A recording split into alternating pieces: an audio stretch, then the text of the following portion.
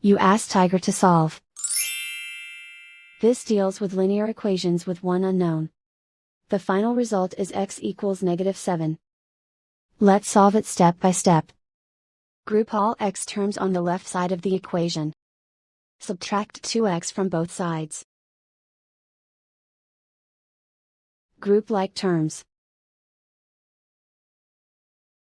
Simplify the arithmetic.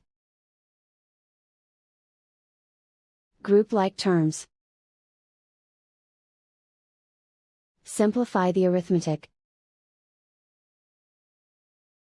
Group all constants on the right side of the equation. Subtract 13 from both sides. Simplify the arithmetic.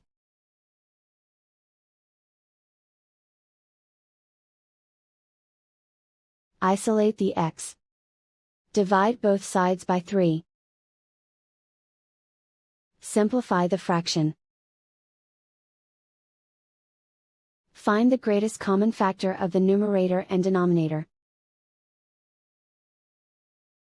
Factor out and cancel the greatest common factor. And so the final result is x equals -7.